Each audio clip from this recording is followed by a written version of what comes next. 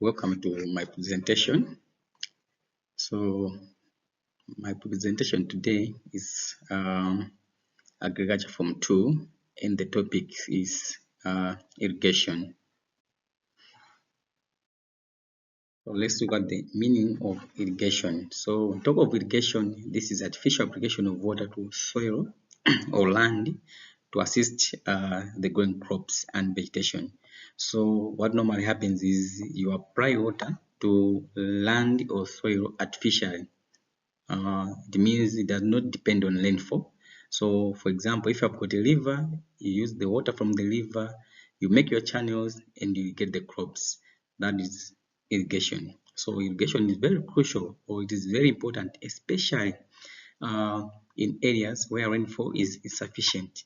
Okay, the areas there are other areas they don't receive enough rainfall, so you can supplement by using irrigation, or areas where rainfall is unreliable. So there are several methods. I've got several methods of irrigation, and each method is suited to different types of terrain, crops, and water availability. So let's now look at importance of irrigation. So irrigation has the following importance. So the first one, it enables growing crops during dry season when there is no rain. So when there is no rainfall, you can use irrigation to grow crops.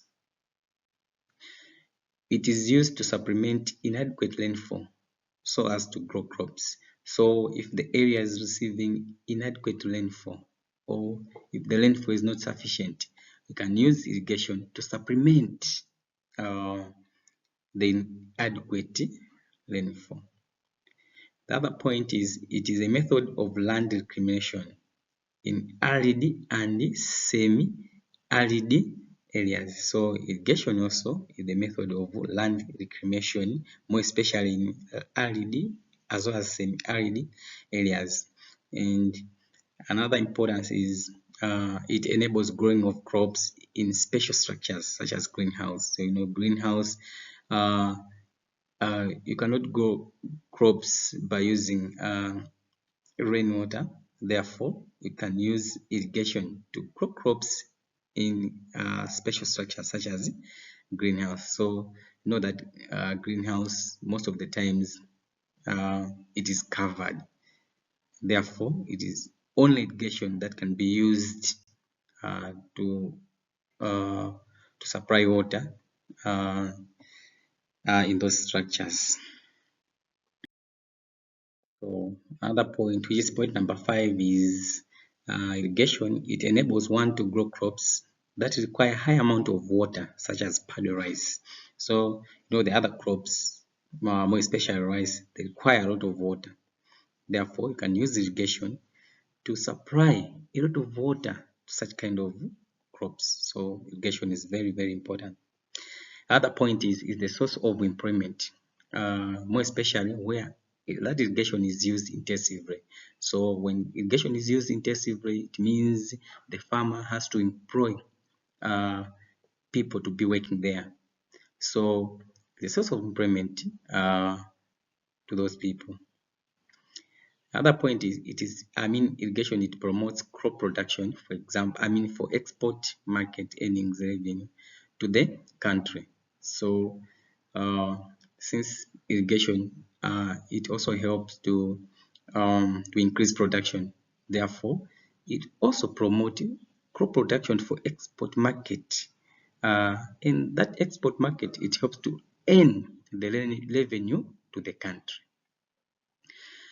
Overhead irrigation helps to control some pests such as aphids. So when you're using overhead irrigation, it helps to control the pests such as aphids. This is just because overhead irrigation, it comes with the pressure from the above. Therefore, it washes away some of the pests such as aphids. So it's one way of controlling some of the crop pests. So let's now look at systems of irrigation. So basically, we've got 3 systems of irrigation. There is surface irrigation, there is overhead irrigation, and the last one is drip irrigation. So we're going to look at each and every system in details. So let's start by looking at surface irrigation. So on top of surface irrigation is the method of watering crops where water is distributed across the field by gravity, flowing over the soil surface. So the water, it moves on its own uh, just by gravity without any pump. That one is known as surface irrigation. So I've got necessary conditions for surface irrigation. So the first one is topography. So the land must be fairly level for the water to flow by gravity. So the land must be fairly level or gentle sloping so that the water should be moving by gravity. Amount of water supply, another necessary condition. So on this one, plenty of water is required due to high wastage through seepage and evaporation. So when you're starting irrigation, you need a place where there is a lot of water, because a lot of water will be wasted through seepage going down of water into the soil, as well as uh, evaporation. So a lot of water is required. Then the other one is soil type. The soil must be able to hold water for a long period of time and should preferably be clay soil. So the soil to be used should be clay soil. Why? Because clay soil is able to hold water for a long period of time. So let's now look at types of surface irrigation. So surface irrigation can be practiced in three ways. In other ways, surface irrigation has got three types. So the first type is flood irrigation. Then we've got furrow irrigation. The last one we've got basin irrigation. So let's look at uh, flood irrigation. So on top of flood irrigation, this is the type of irrigation where water is allowed to flow into the field through furrows or canals. It is then directed to various parts of the farm by opening the sluice gates in the field. So water is allowed to flow into the field through the canals as well as the furrows, the drains.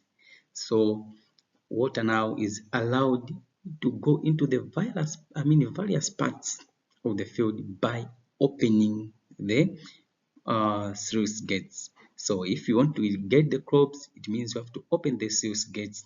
Then if you feel that water now is enough in that area, you close the sluice gates. So that's how furrow irrigation works. Flood irrigation works. So flood irrigation requires that land be as near flat as possible. This type of irrigation is best used in growing paddy rice, which requires flooded fields, as shown in the figure below. So flood irrigation is mostly used to grow uh, paddy rice, since you know that rice requires a lot of water. So the rice field is flooded with water. So as shown in the figure below, you can see the figure after this slide. So this is just a picture for you to appreciate what flood irrigation is. You can see it's a paddy rice and it is flooded with water. So this kind of irrigation is known as flood irrigation. So now let's look at advantages and disadvantages of flood irrigation. So let's start by looking at the advantages of flood irrigation. So there is low initial investment. There's low initial investment. So flood irrigation systems generally requires less initial capital investment compared to more advanced irrigation methods like drip or sprinkler. So when you want to use flood irrigation, you don't need to have high capital investment. With low capital, you can start flood irrigation as compared to other kind of irrigation, talk of sprinkler irrigation, and also drip irrigation. They require high capital investment. Another advantage is that there is ease of implementation. So the technology and practice are straightforward. Okay, they are just straightforward, making it accessible to many farmers, especially in areas with limited access to advanced irrigation technology. So it is not difficult to implement, it's just straightforward. So that's an advantage. The other point is low maintenance. So the system generally requires less ongoing maintenance compared to more complex irrigation systems. So on top of drip irrigation systems, sprinkler irrigation systems, they are more complex and they require a high maintenance. But this one, which is flood irrigation, it requires low maintenance. Therefore, it is to advantage of those people with less capital. The other point is this flood irrigation, it is able to reduce soil erosion. So when the flood irrigation is properly managed, the gentle flow of water can reduce soil erosion as compared to other kind of irrigation whereby there is high pressure. So in this flood irrigation, there is gentle flow of water. Therefore, soil erosion is reduced. So let's look at disadvantages of flood irrigation. So the disadvantages of flood irrigation is that a lot of water is used. So there is usage of a lot of water. So water is unevenly distributed, causing water lodging in some areas, while other parts do not get enough water. So there is uneven distribution of water, which lead to water lodging in other areas, and other areas find that they are not getting enough water. Siltation of canals is prevalent. So sometimes there may be siltation of canals. When water is flowing, it carries with some of the soils, top of sand, which will cause siltation of canals. It is only practiced in soils with high water retention or high water holding capacity. For example, you cannot use flood irrigation in sand soils. Why? Because there will be a lot of seepage. Therefore, it is practiced in areas that can hold water for a long period of time. It can also only be practiced in flat areas, since you are saying that in flood irrigation, water has to be flowing by gravity. Therefore, it requires areas which are flat. So let's look at furrow irrigation. So on top of furrow irrigation, this is used on land with a gentle slope of at least 1% gradient. So the gradient should be 1%. That's a gentle slope. So water flows through open gates into furrows. So there are gates. You open the gates and the water will be flowing into furrows. That's why it is known as furrow irrigation. So the furrows are dug along the contour to reduce soil erosion. Then, as water flows along the furrows, it wets the soil on the ridge. So there is a ridge in between the two furrows.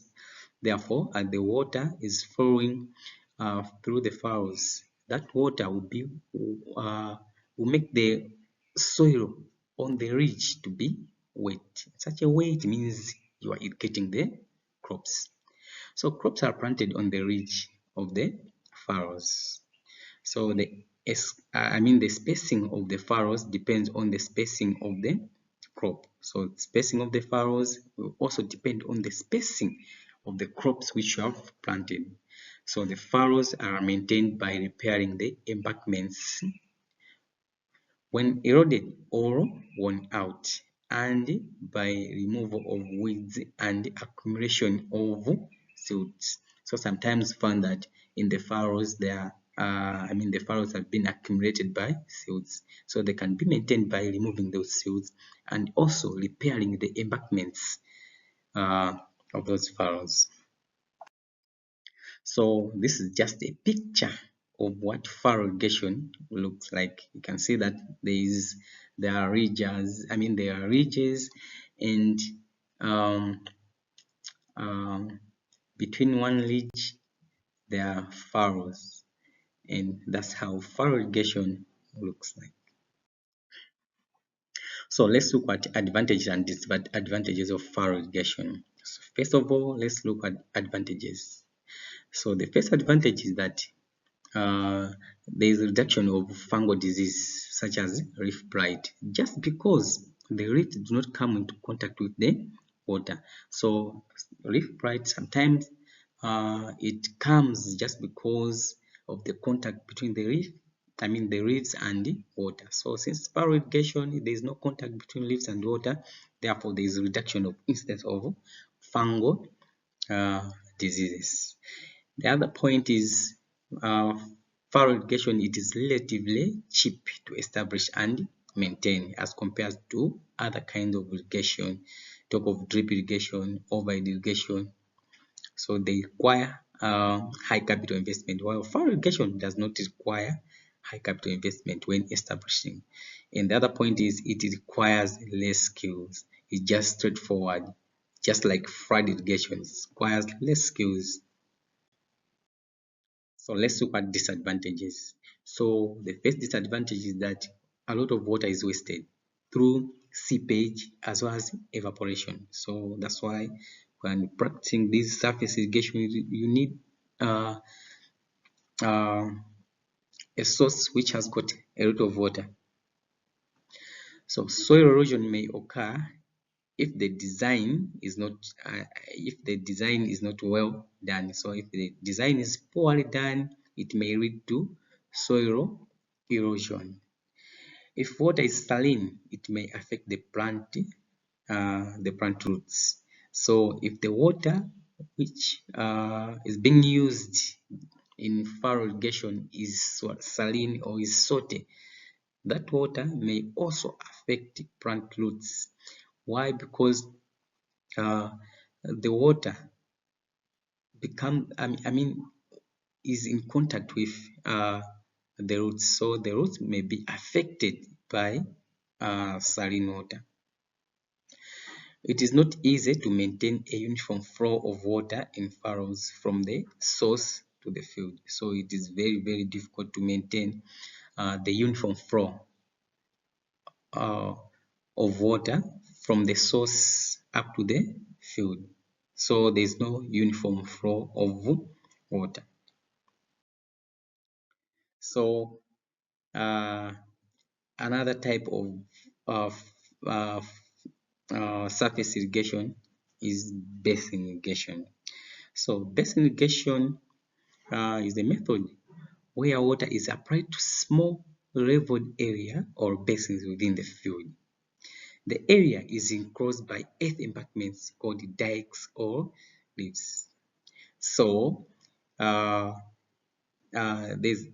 an area, the area, it has to be leveled, it has to be flat, and around that area, the area, it has to be enclosed or it has to be covered by earth or earth embankments, or it has to be covered by the soil. That soil covering that area is known as embankments or dikes or reefs. So you make a basin and the water will be going into that basin to irrigate the crops which you have planted. So the depth of the water is controlled by the dike or the reef. So the depth of the water would depend on the dike as well as the reefs which you have made. So the ground should be leveled and a dike or reef constructed around each leveled ground. So first of all, you have to level the ground and you construct a dike or reef around that leveled ground. So the leveled grounds surrounded by dike is known as level basin. So that area that has been enclosed by the soil or has been enclosed by the dike or the leaf is known as the level basin. So water is allowed to go into each basin through an inlet. So there is an inlet whereby you open and the water is allowed to go into that basin. So sometimes fruits and trees are grown in basin, where a basin is created for each crop. So if you're planting, if you're growing trees, it means each tree will have its own basin and the water will be allowed to go in that basin to irrigate the trees. So the difference between flood irrigation and basin irrigation is that in flood irrigation, the surface is always flooded with water, while in basin irrigation, water is allowed to flow when it is needed. So in flood irrigation, the field is always flooded with water, while in basin irrigation, water is in the basin when it is needed. That's the difference. So this is just a picture of flood irrigation. Basin irrigation. Sorry. This is just a picture of basin irrigation. So you can see this picture. There are trees in the basin, and there's field channel. After field channel going to the tree, there is inlet to the basin. So this one is known as basin irrigation. So let's look at maintenance of surface irrigation. So in surface irrigation, the following maintenance operations are necessary. So when you are using surface irrigation, you can do the following maintenances. So the first one is repair of reefs if broken. So the reefs, if they are broken, you have to repair them. The soil which is surrounding the basin, if the soil or the reefs is broken, you have to repair it. So the other point is removal of weeds in the canals, basin inlet and outlet. So in surface irrigation, we have got canals, we have got basin inlet as well as outlet. So if there are weeds, you have to remove the weeds. In such a way, you are maintaining the that irrigation unit, or the surface irrigation. The other point is desilting of canal. Sometimes we have talked of the canals may be silted with soil, talk of sand. So we have to desilt or removing the silt in the furrows as well as the canal. Such a way we are maintaining the surface irrigation. And the other point is repair of sluice gates. Sometimes you find that the sluice gates are damaged, are broken. So you have to repair these sluice gates. So let's look at the advantages and disadvantages of surface irrigation in general. So advantages of surface irrigation is that it is cheap to establish and maintain. So it's very cheap to establish as well as to maintain. It does not require a lot of skills. I've already talked of these points. It does not require a lot of skills. Very cheap to establish. Do not require a lot of capital to start surface irrigation. So let's look at disadvantages of surface irrigation. So first of all, it results in accumulation of a lot of salts in the soil. So if you're using salty water, it means there will be accumulation of a lot of salts in the soil, which will affect the plant roots. It cannot be used in slopy areas. So if the area is slopy, you cannot use surface irrigation. The other point is floods may destroy the basin during heavy rains. So if there are heavy rains, the floods may destroy the basin, and a lot of water is wasted. I've talked of wastage through seepage as well as evaporation. Since it is an open space, therefore there will be evaporation as well as seepage. Another disadvantage is there may be high incidence of waterborne diseases such as bilharzia and malaria. Talk of flood irrigation. Find that mosquito they'll be breeding there. Flood irrigation provide a good breeding area for mosquitoes. So talk of malaria, there will be high incidence of malaria. So those are some of the disadvantages of flood irrigation. Thanks for watching this video, and if there is any question or any comments, that's our WhatsApp number, and you can also visit our website, and that's our website there. Thank you very much.